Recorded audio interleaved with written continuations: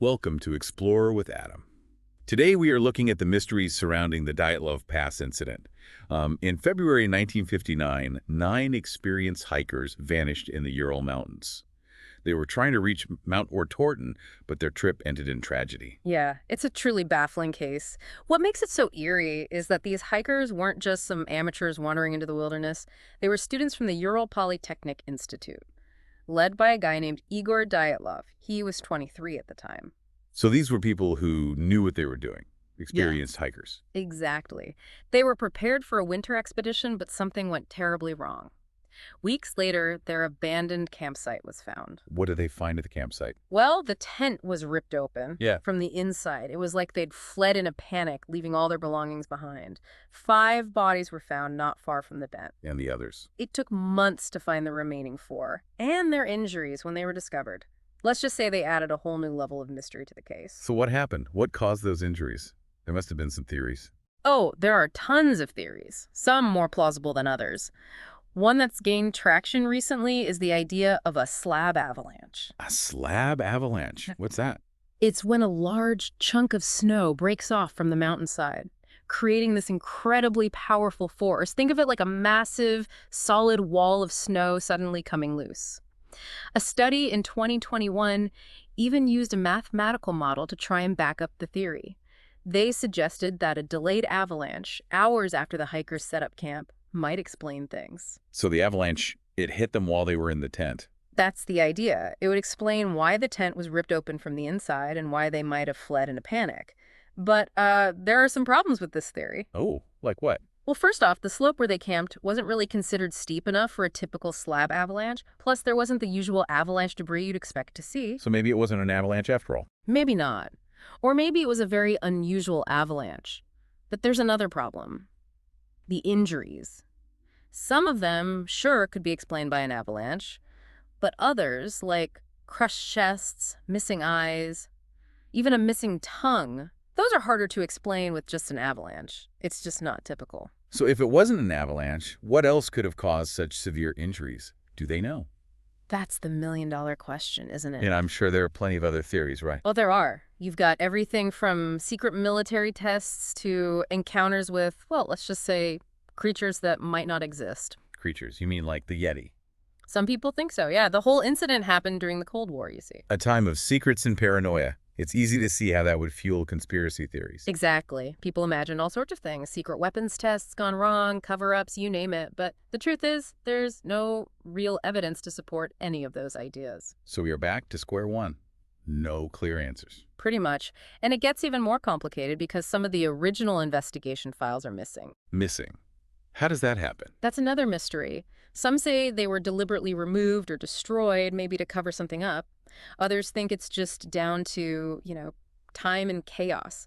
Whatever the reason, those missing files make it even harder to figure out what really happened. Okay, so we've got this strange incident, horrific injuries, a bunch of theories, and now missing files. This is quite the puzzle. It certainly is. It's a puzzle that people have been trying to solve for decades, and so far, no one has all the pieces. Well, maybe there's one more piece to this puzzle that we haven't mentioned yet, right? You're talking about the radiation, aren't you? Radiation. What do you mean? Well, some of the hikers' clothing, they found it was contaminated with unusually high levels of radiation, and that's just added a whole other layer to this already complex case. Radiation. Where would that have come from? Was there something radioactive at their campsite? That's a good question. There are a few possibilities. They could have stumbled across some radioactive material in the wilderness, maybe something left over from, who knows, some forgotten experiment or accident. Or maybe it's connected to that nuclear disaster, the Kishtim disaster. I think you mentioned that earlier. You're right. That happened a few years before the Dyatlov Pass incident. A major nuclear accident kept secret for years.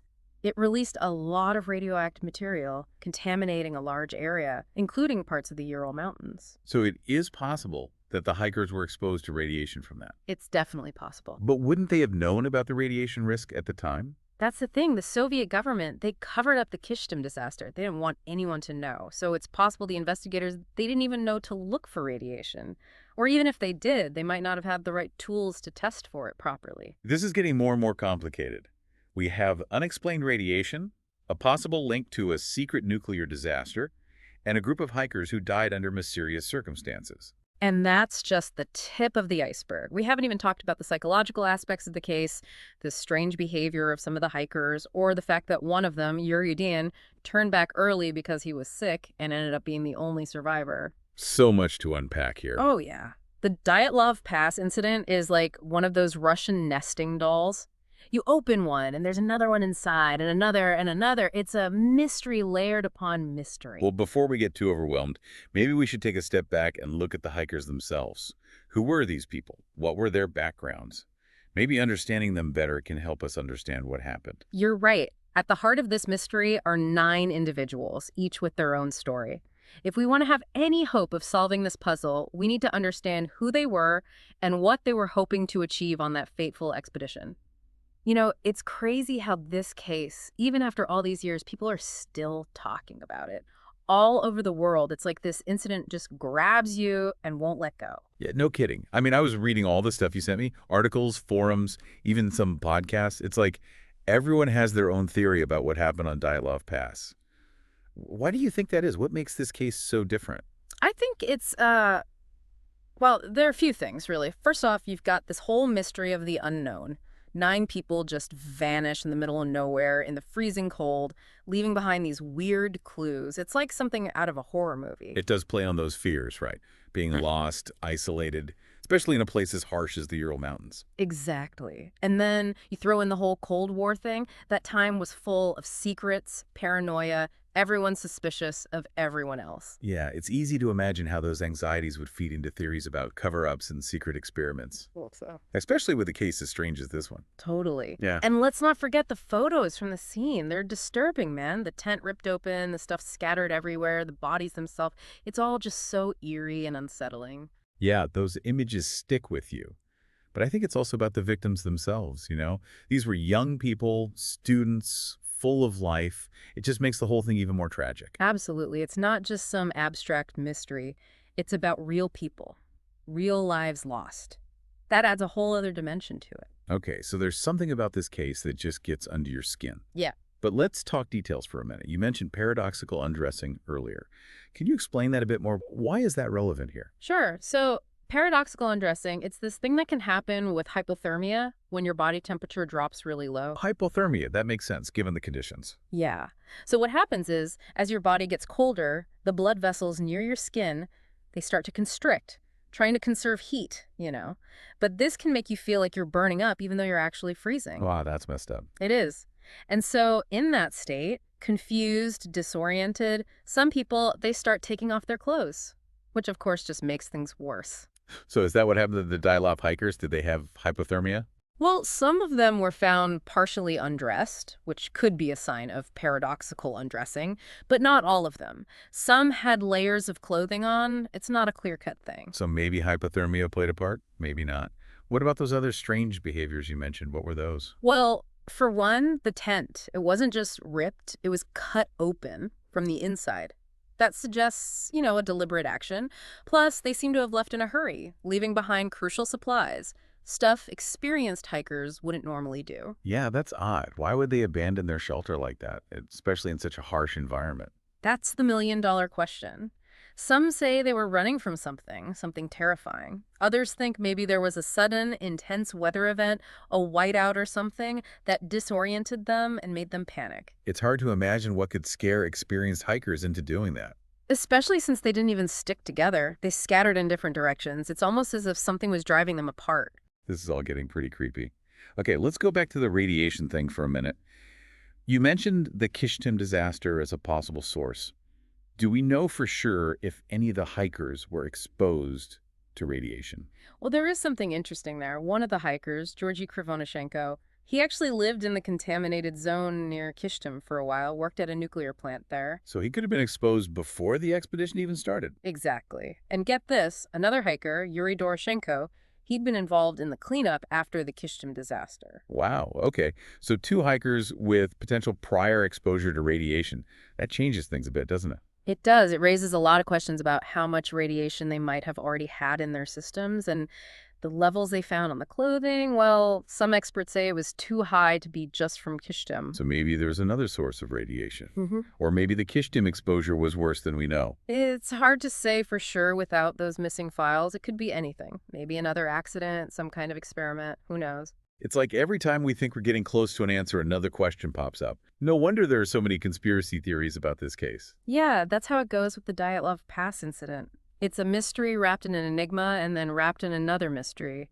Every layer you peel back just reveals another layer. It's fascinating, though, isn't it? Trying to piece it all together, even if we never get a definitive answer. Oh, absolutely. It's the pursuit of the truth that keeps us going, keeps us asking questions, and even if we don't solve the whole thing, we might learn something along the way. You're right about that. It's the journey that matters as much as the destination. And in a case like this, the journey is full of twists and turns, unexpected revelations, and a whole lot of unanswered questions. Exactly. The Dyatlov Pass incident, it forces us to confront the limits of our understanding, to admit that there are things out there we just may never fully comprehend. And maybe that's okay. Maybe some mysteries are meant to stay mysteries. They remind us that the world is a vast, complex, and sometimes very strange place. It's interesting, we've talked about all these theories, the avalanche, the radiation, but we haven't really talked much about the hikers themselves, the people at the heart of this mystery. Yeah, that's a good point. We get caught up in the science, the evidence, all that, and sometimes we forget about the human side of things. 9 people lost their lives out there. 9 individuals with families, friends, dreams. So let's talk about them for a bit. We know they were experienced hikers, but what else can you tell us? What were they like? Did any of them have any special skills or interests that might be relevant to the case? Well, most of them were students at the Ural Polytechnic Institute, so there's that. A lot of them were studying engineering, science, that sort of thing. And Igor Dyatlov, the group leader, he was known for being really meticulous, a good planner. Plus, they were all part of this sports club at the Institute, so they were definitely into outdoor adventures. So this was a group that was used to pushing their limits, comfortable in challenging environments. Exactly. They knew what they were doing. And that's part of what makes this whole thing so strange. It's like, what could have happened to throw such experienced hikers off their game? And then there's Yuri Yudin, the one who turned back early because he got sick. He's the only one who survived. It's almost like fate. It's a chilling thought, isn't it? To think he was so close to the same fate as his friends. I wonder if he ever sensed anything was wrong or if he had any second thoughts about leaving the group. He must have carried that burden for his whole life, knowing that he survived while his friends didn't, and never really knowing why. It's a heavy weight to carry, for sure. And his story, it just highlights the human cost of this whole tragedy. You're right. It's easy to get lost in the mystery, the speculation, but at the end of the day, this was a terrible loss of life. 9 people with their own stories, their own hopes and dreams, all cut short on that mountain. It makes you think, doesn't it? About how fragile life is, how even the best laid plans can go wrong. The Dyatlov Pass incident, it's a reminder that there are forces out there we can't control, things we may never fully understand. And it seems those unanswered questions, that sense of mystery, it's what keeps drawing people back to this case, even after all these years. It's like this story has a life of its own. It's captured the imaginations of people all over the world. Books, documentaries, even movies have been made about it. Why do you think that is? Why does this particular case resonate with so many people? Well, I think it's all the things we've been talking about. The isolation, the strange details, the fact that it happened during the Cold War, all the unanswered questions. It's a perfect storm of intrigue and mystery. And of course, there's the human element, the tragedy of it all. It makes us confront our own mortality, our own vulnerability in the face of the unknown. Yeah, I think you hit the nail on the head there. The Dyatlov Pass incident, it reminds us that we're not always in control, that there are forces out there bigger than ourselves, and sometimes those forces, they can be cruel, they can be unforgiving. So even with all the research, all the theories, we're still left with this fundamental question. Yeah. What really happened to those 9 hikers on Dyatlov Pass? Yeah, it's a question that may never be fully answered, but maybe that's okay. Maybe the search for the truth, the exploration of the unknown, that's what matters most. It's a reminder that there's still so much out there we don't know, so much we don't understand. And that's both exciting and a little bit terrifying at the same time. Exactly. The Dyatlov Pass incident, it's a story that continues to challenge us, to intrigue us, to remind us that the world is a much stranger and more mysterious place than we often realize. Well, I think that's a good place to wrap things up for today. We've covered a lot of ground, explored some fascinating theories, and grappled with some truly unsettling questions. But one thing's for sure, the Dyatlov Pass incident is a mystery that will continue to haunt us, to captivate us, and to remind us of the enduring power of the unknown. And who knows, maybe someday new evidence will come to light, shedding light on this tragic event. Until then, the mystery of Dyatlov Pass remains, a chilling reminder that some secrets are meant to stay buried beneath the snow and ice.